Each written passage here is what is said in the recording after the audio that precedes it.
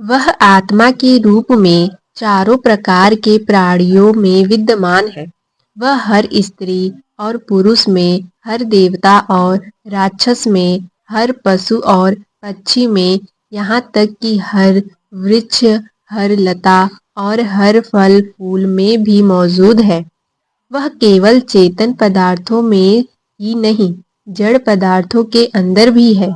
वह अग्नि, वायु आदि पांचों तत्वों में भी विद्यमान है। भले ही कोई ज्ञानी हो या मूर्ख, भेड़ हो या उसे मारने वाला कसाई, कोई भी वस्तु या प्राणी उससे खाली नहीं है। इतना ही नहीं, गुरु में भी वही है, शिष्य में भी वही है।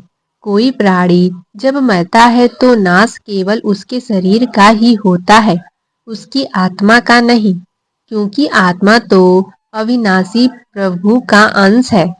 यह एक ऐसा भेद है जिसे कोई नहीं जानता। जीवात्मा तथा संसार दोनों का परमात्मा के साथ संबंध लहर और जल के समान बताते हुए पलटू साहब ने कहा है।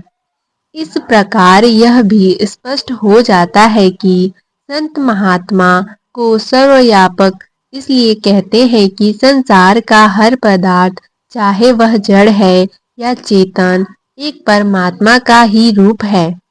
कुछ भी परमात्मा से भिन्न नहीं है। वह तो विश्व रूप है, समस्त विश्व उसी का प्रकट रूप है। एक अन्य पद में आपने तीनों लोकों के जीवनों को प्रभु की फुलवारी बताते हुए कहा है कि वह इस फुलवारी का माली है, जो इसके हर पेड़ पौधे के अंदर विराजमान भी है और उसे सींच भी रहा है। यह निसंदेह बड़े आश्चर्य की बात है कि परमात्मा स्वयं की सारा संसार है और संसार भी उसी में समाया हुआ है। सारी जड़ चेतन सृष्टि एक नाटक है जो वह खेल रहा है और साथ ही स्वयं देख भी रहा है। कैसी विचित्र लीला है उसकी।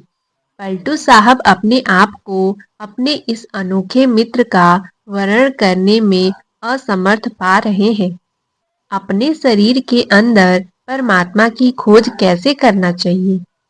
परमात्मा जब हर शरीर में मौजूद है तो यही सही होगा कि हम उसकी खोज अपने शरीर के अंदर ही करें। बाहरी तीर्थ, सरोवर, नदी, मंदिर, मस्जिद, मूर्ति, जंगल, पहाड़, धर्म ग्रंथ और दर्शन शास्त्रों में उसे ढूंढना व्यर्थ है। सब संतों की यही शिक्षा है। पलटू साहब ने भी यही कहा है। परमात्मा हर प्राणी के अंदर विराजमान है, इसलिए मनुष्य को उसे अपनी आंतरिक आंख के द्वारा अंदर ही देखने का प्रयत्न करना चाहिए। बाहर कहीं भी उसे ढूंढना सरासर मूर्खता है। ग्रंथों आदि में तो उसे वे ही ढूंढते हैं जो अंधे हैं, जिनकी अंदर की आंख अभी बंद है। जो प्रभु की दी हुई आंतरिक आंख खोलकर उसे अपने अंदर देख लेता है, उसे वह प्रभु तुच्छ से तुच्छ जीव और छोटे से छोटे पदार्थ में भी दिखाई देता है। बाहरी भक्ति को लेकर हिंदू और मुसलमानों दोनों ही हालत पर अफसोस प्रकट करते हुए पलटू साहब ने कहा है। हिंदू निर्जीव मूर्तियों में और मुसलमान मज़ारों पर जाकर उसे ढूंढते हुए भटक रहे हैं। प्रभु का असली घर तो हर मनुष्य का अपना शरीर ही है। इसलिए परमात्मा की प्राप्ति उसे अपने अंदर खोजने से ही हो सकती है, किसी भी प्रकार भी बहिर्मुखी भक्ति से नहीं। आत्मा परमात्मा की अंश है। आत्मा को संबोधित करते हुए पलटू साहब ने स्पष्ट शब्दों में कहा है कि वह स्वयं ही परमात्मा है। इस पद में संसार से विरक्त होकर प्रभु की खोज में जगह जगह भटक रही आत्मा को कई दृष्टांत देख कर चेताया गया है कि जैसे दूध में घी होता है, फूल में सुगंध, मेहंदी में लाली, काठ में अग्नि, भूमि में जल, ईख में मिश्री और पेड़ में फल होता है, उसी प्रकार परमात्मा भी आत्मा के अंदर छिपा है। परमात्मा को पाने के लिए उसे इस तरह मारी मारी फिरने की जरूरत नहीं है। अगर वह प्रभु को अपने शरीर के अंदर ही आंखों से ऊपर खोजे और उसकी प्रवृत्ति उलट जाए, अर्थात बाहर से अंदर तथा नीचे के 9 द्वारों की ओर से हटकर ऊपर की ओर हो जाए, तो उसे कभी न कभी यह अनुभव अवश्य हो जाएगा कि वह स्वयं ही अविनाशी परमात्मा है। आत्मा को परमात्मा की प्राप्ति कैसे हो? संत हमें समझाते हैं कि आत्मा परमात्मा की अंश है। उस रूप में स्वयं परमात्मा ही सब प्राणियों के शरीर में विद्यमान है। आत्मा युगों युगों से उससे बिछड़ी हुई भिन्न भिन्न योनियों में जन्म ले रही है, आवागमन का चक्कर काट रही है, भवसागर में गोते खा रही है। मनुष्य योनि ही एकमात्र ऐसी योनि है जिसमें वह संसार रूपी महासागर को पार करके जन्म मरण के चक्रों से मुक्ति प्राप्त कर सकती है, वापस परमात्मा के पास पहुंच सकती है, उसे पा सकती है। लेकिन उसे यह सौभाग्य किसी जीवित सत्य गुरु की शरण लिए बिना प्राप्त नहीं हो सकता। पलटू साहब ने भी मनुष्य देह का नाव के रूप में आत्मा का पथिक तथा सतगुरु का केवट के रूप में उल्लेख करते हुए यही बात कही है। माया की लहर संसार सब मगन है। कितनी विचित्र बात है कि परमात्मा सर्वव्यापक होते हुए भी हमें दिखाई नहीं देता। वह हर जगह मौजूद है। कोई भी ऐसा स्थान नहीं है जहाँ वह न हो, फिर भी वह हमारी नजरों से ओझल है। इस बात पर आश्चर्य तथा खेद प्रकट करते हुए पलटू साहब कहते हैं, अन्य संतों ने भी अपने अपने शब्दों में हमें समझाया है कि माया ने आत्मा को सांसारिक पदार्थों के मोह में फंसाकर उसे प्रभु की ओर से अंधा कर दिया है। माया ने सबको बुरी तरह भरमा रखा है। वह बहुत शक्तिशाली है, उसे सबको अपना दास बना लिया है। माया के वश में हुआ मनुष्य परमात्मा को भूल चुका है, उसकी ओर उसका ध्यान जाता ही नहीं। जब माया के प्रभाव से अंतर में अज्ञान का अंधकार छाया हो तो परमात्मा कैसे दिखाई दे सकता है? गुरु अमरदास जी का भी कहना है, माया क्या होता है? समझने की बात यह है कि माया क्या है या कौन है जिसने सारे संसार में अपना राज स्थापित कर रखा है। वेदांत के अनुसार माया परमात्मा की उस शक्ति का नाम है जो सत्य पर पर्दा डालती है और असत्य से सत्य का भ्रम उत्पन्न करती है। जिसके वश में हुआ जीव दृश्यमान मिथ्या जगत को सत्य मानता है और जो सत्य है उस अदृश्य परमात्मा को भुला देता है। इसी आधार पर माया शब्द का प्रयोग जादू, भ्रम या धोखे के अर्थ में भी होता है। संतों की वाणी में इसका दोनों अर्थों में प्रयोग हुआ मिलता है। हमारा ध्यान संसार की ओर से हटाकर परमात्मा की ओर करने के लिए संत हमें बार बार और तरह तरह से यह समझाने का प्रयत्न करते हैं कि संसार मिथ्या है, माया मन है, भ्रम रूप है, यह सत्य नहीं है, क्योंकि यह परिवर्तनशील है, नश्वर है। इसका हर पदार्थ परिवर्तनशील है, नाशवान है। आज नहीं तो कल, जल्दी नहीं तो देर से कभी न कभी यह नष्ट हो जाएगा। संतों के अनुसार हमारा संसार के पदार्थों की ओर भागना ऐसा ही है जैसे मृग का रेगिस्तान में दूर से पानी दिख रही रेत की ओर भागना। वह भ्रमवश उस रेत को जल समझ लेता है, जबकि हम भ्रमवश सांसारिक पदार्थों को अस्थायी सुख का साधन समझे बैठे हैं। तथा उनके मोह में फंसकर परमात्मा को भूले हुए हैं। वास्तव में केवल परमात्मा ही सत्य है, अर्थात अविनाशी है। भ्रमवश वह हमारे लिए न होने के बराबर है। इस बात की ओर हमारा ध्यान कभी जाता ही नहीं कि संसार के सब पदार्थ नाशवान हैं। संसार के पदार्थों की नश्वरता का पलटू साहब ने अपनी वाणी हाथी घोड़ा खाक है में बड़े सुंदर ढंग से उल्लेख किया है। सपने की तरह झूठे इन पदार्थों से हमें कुछ समय के लिए तो सुख मिल सकता है या खुशी प्राप्त हो सकती है, परंतु ये हमारे लिए अस्थायी सुख शांति का समाधान कभी नहीं बन सकते। इनके होते हुए भी हमें प्रायः कोई न कोई चिंता सताती ही रहती है।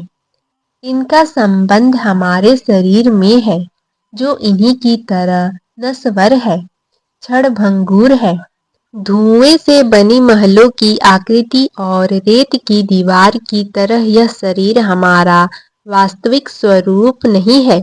हमारा वास्तविक स्वरूप तो आत्मा है, जो नित्य है, क्योंकि वह परमात्मा की अंश है। वह युगों से परमात्मा की बिछड़ी हुई है और उसे अस्थायी शांति परमात्मा से मिलाप होने पर ही मिल सकती है। परमात्मा से मिलाप के लिए उसका माया के जाल से मुक्त होना आवश्यक है, लेकिन कोई संत जो स्वयं मुक्त होकर परमात्मा को पा चुके हों, वही इस संसार से यानी माया के महाजाल में आत्मा को मुक्ति दिला सकता है। माया के कई रूप। संतों ने अपनी वाणी में जीव को भ्रम में डालने वाली परमात्मा की इस शक्ति माया को मूर्त रूप देखकर इसका एक कुटिल स्त्री के रूप में वर्णन किया है, जो अनेक रूप धारण करके जीवों को ठगती है। संसार के सब पदार्थ इसी के भिन्न भिन्न रूप हैं। इन्हें धारण करके यह जीवों को भ्रम में डालती है। पलटू साहब ने कहा है कि यह कहीं सोने चांदी का और कहीं एक सुंदर नारी का रूप धारण करके आ जाती है। संसार में हर किसी को इस मोहिनी ने अपने वश में कर रखा है। बड़े बड़े योगी यति और गुफाओं में तपस्या करने वाले बैरागी भी इसकी मार से नहीं बच सके। यह केवल संतों से डरती है, किसी और से नहीं।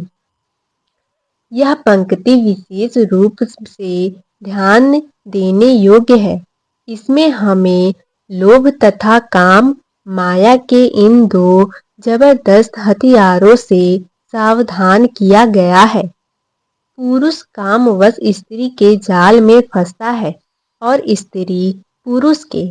यहाँ यह प्रश्न उठ सकता है कि एक ओर तो यह कहा जाता है कि परमात्मा की एकमात्र सत्य है, संसार के जड़ और चेतन सब पदार्थ उसी के भिन्न भिन्न दृश्यमान रूप है।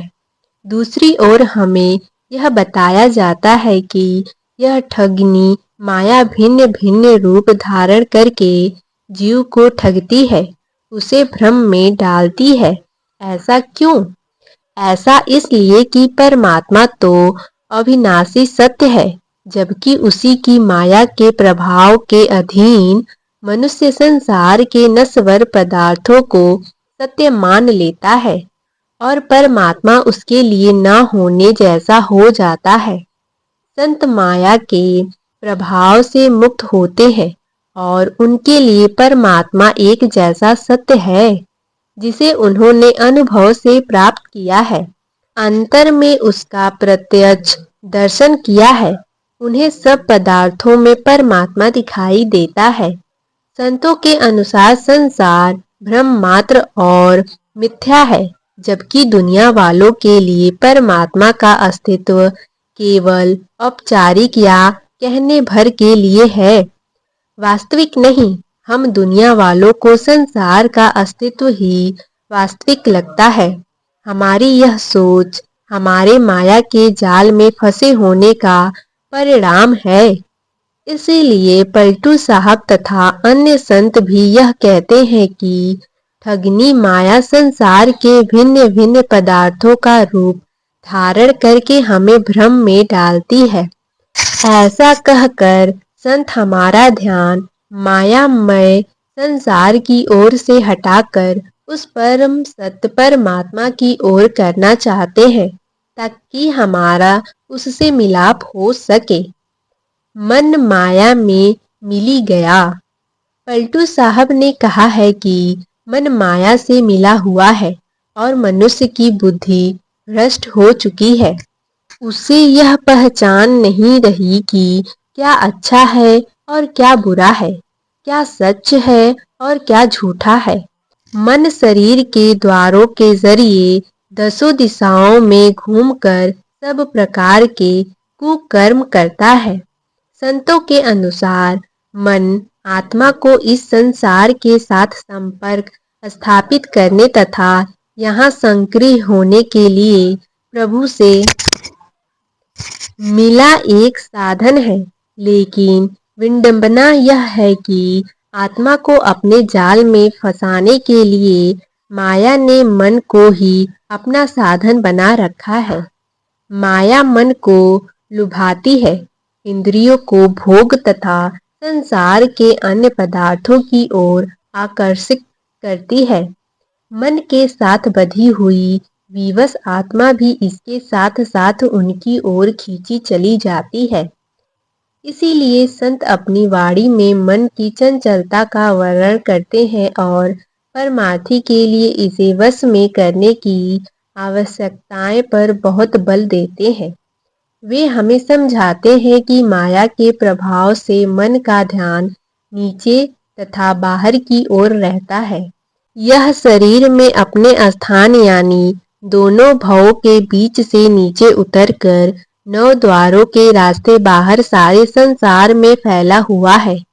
यह हर समय इधर उधर भागता रहता है और इसकी दासी बनी आत्मा इसका साथ नहीं छोड़ सकती। संसार के नश्वर पदार्थों का प्राप्त करने, भोगने तथा सुरक्षित रखने के प्रयास में मनुष्य नीच से नीच, बुरे से बुरे कर्म करता बैठता है। नैतिक नियमों को उठाकर ताक पर रख देता है और अपने कीमती वसूलों की कुर्बानी दे देता है।